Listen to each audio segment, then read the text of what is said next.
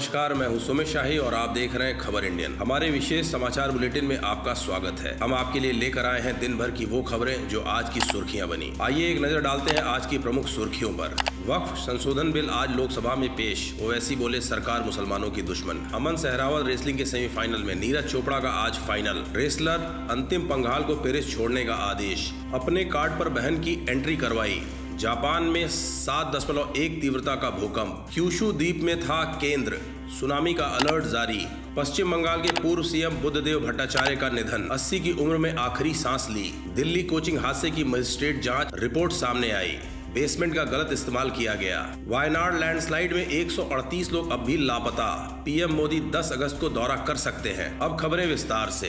केंद्रीय अल्पसंख्यक कार्य मंत्री किरेन रिजिजू ने आज लोकसभा में वक्फ संशोधन बिल पेश किया। उनके बिल पेश करते ही संसद में हंगामा होने लगा। इस बिल का Congress, Sapa, NCP, Sharad Pawar, AIMIM, TMC, CPIM, IUML, DMK, RSP ने विरोध किया। कांग्रेस सांसद केसी वेणुगोपाल ने कहा सरकार कम्युनिटीज के बीच में विवाद पैदा करना चाहती है। एआईएमआईएम सांसद असदुद्दीन ओवैसी बोले यह सरकार मुसलमानों की दुश्मन है। अमन सहरावत पेरिस ओलंपिक के मेंस 57 किलोग्राम फ्री स्टाइल के सेमीफाइनल में पहुंच गए हैं। उन्होंने क्वार्टर फाइनल में अल्बानिया के जेलिम खान अबकारोव को 12-0 से हराया। नीरज चोपड़ा आज पेरिस ओलंपिक में मेंस जेवलिन थ्रो इवेंट के फाइनल में हिस्सा लेंगे। 26 साल के नीरज ने 2 दिन पहले ही क्वालिफिकेशन में पहले प्रयास में 89.34 मीटर भाला फेंका था और पहले स्थान पर रहे। ऐसे में भारत को उनसे गोल्ड मेडल की उम्मीद होगी।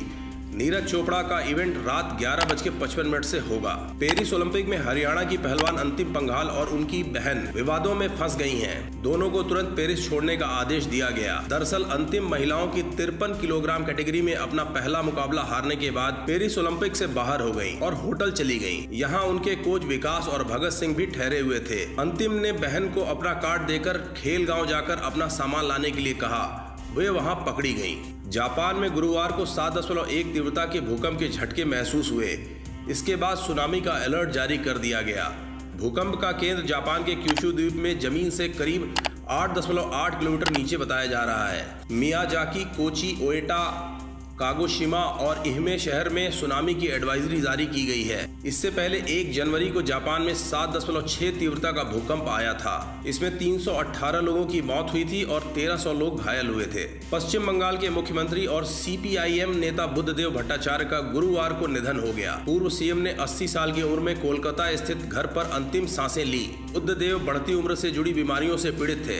उन्हें सांस लेने में दिक्कत थी। भट्टाचार्य ने सीपीआईएम की सरकार में 2000 से 2011 तक 11 साल बंगाल सीएम का पद संभाला। 1977 से 2000 तक ज्योति बसु के नेतृत्व में सीपीआईएम की सरकार थी। लगातार 34 साल सत्ता में रहने के बाद 2011 में तृणमूल कांग्रेस ने कम्युनिस्ट पार्टी को सत्ता से हटाया था। दिल्ली के कोचिंग सेंटर के बेसमेंट में पानी भरने से हुई 3 छात्रों की मौत के मामले में मजिस्ट्रेट जांच की रिपोर्ट सामने आई है।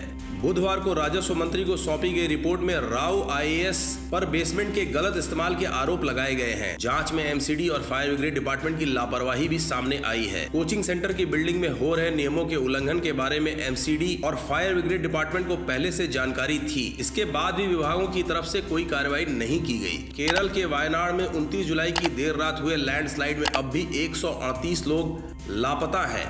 गुरुवार 8 अगस्त को लगातार 10वें दिन रेस्क्यू ऑपरेशन जारी है।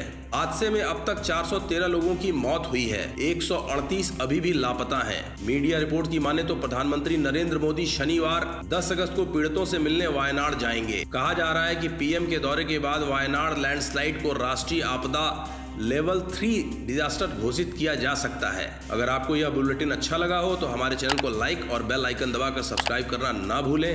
देश दुनिया की बाकी खबरों के लिए देखते रहें खबर इंडियन। जय हिंद।